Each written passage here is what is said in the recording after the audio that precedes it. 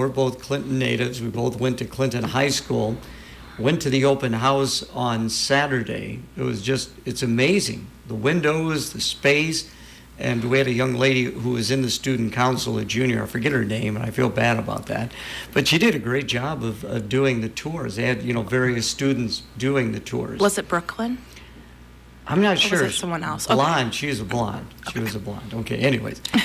But you said you missed out on the opportunity. I did. I was busy doing homework and I completely spaced out. But I've seen the photos that they've been posting on social media, and I'm really excited for the new students because all of the new things that have happened to that building, the new fitness center, the new pool, all of that, and now this new building, that happened all after I graduated. So it's really exciting for our future students and what they'll be learning in. I was telling you our class was the last class that had to shuttle back and forth from Washington Junior High School to Clinton High School following the fire, of course. So yeah, the building, that goes back to 1970. Yeah, it's crazy. And of course the other one, 1919.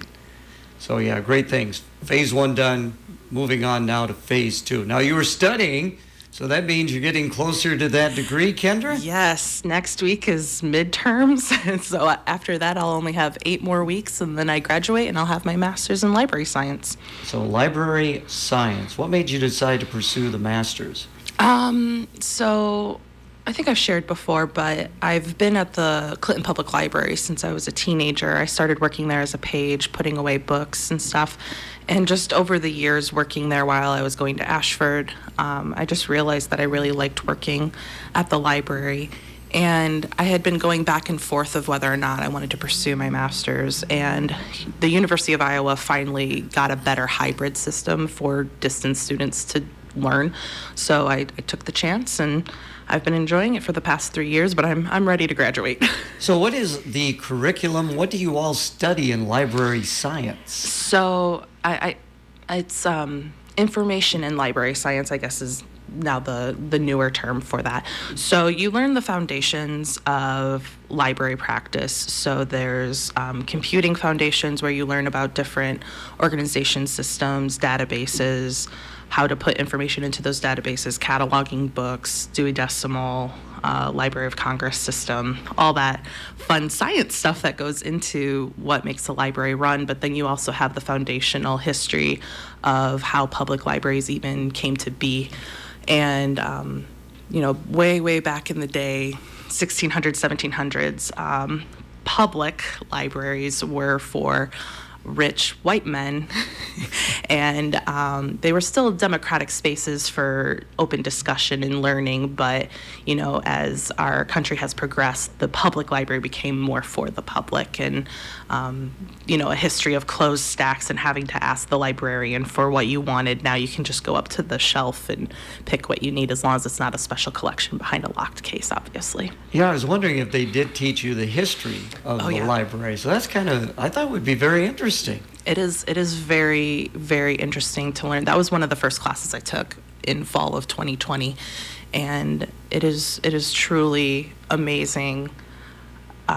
So the libraries get their start, probably wasn't in the United States. If it was in the 1600s. Wow. Was it in Europe, England? Where was it? Oh, so, as people may know, the Library of Alexandria, the library that we lost to a fire, and that was long time ago. So libraries have been around probably since the beginning of the written word. So Alexandria, you talking about Africa then, or what? Yeah. Okay, yeah. Yeah, so that's... See, I know a little bit about my geography. Yeah, so that's kind of like a thing that librarians and history buffs get really sad about, is the loss of all that knowledge. But libraries have been around a long time, and I think they're going to continue to stay with us. We're visiting with Kendra. We got Megan Profit coming in after you get done today. She's moved up a week from the Whiteside County. So, oh, okay. So we better get into some of the things that are going on. Okay, so if you are into local history and genealogy, we have a lot of great stuff coming up this week. Tomorrow, March 8th, from 5:30 to 6:30 at the Lions Branch, we have a presentation from Ed Britton, The Legacy of Beaver Island. And that, it sounds really cool. They'll be talking about the glacial impacts, Native Americans, and expansion of the settlers in the 1800s, the construction of the lock and dam system. So just really the history and legacy of Beaver Island, which I think sounds really, really cool. Registration is encouraged. You can do that by calling 242-5355, or you can now visit our online calendar, which has a registration system now in it. Who's conducting that? Ed Britton. Okay. I hope I'm saying that correctly. And then we've got some genealogy research with Penny Chase this Saturday, March 11th, from 10:30 a.m. to 12:30 p.m., again at the Lions Branch. And that's developing the 5-step genealogy research plan. So this is for whether you're just for starting out researching your family genealogy or if you've been doing it for years. Penny Chase has done several programs with us over the years, so we're very happy to have Penny back.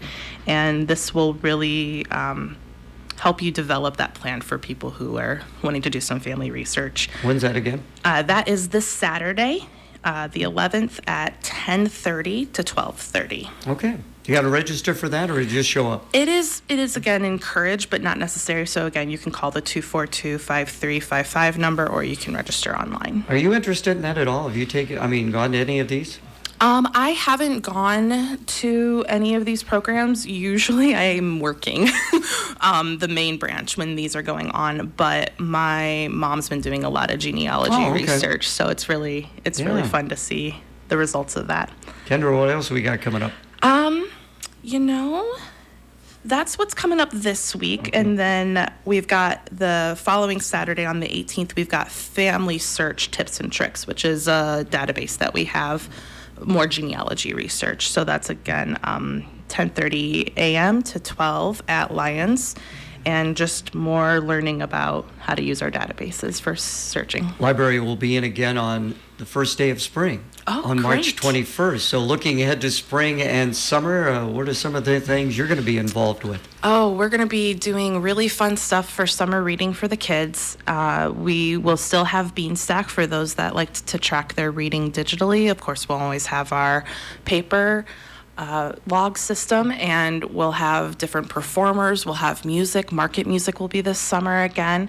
So we've got a lot coming up.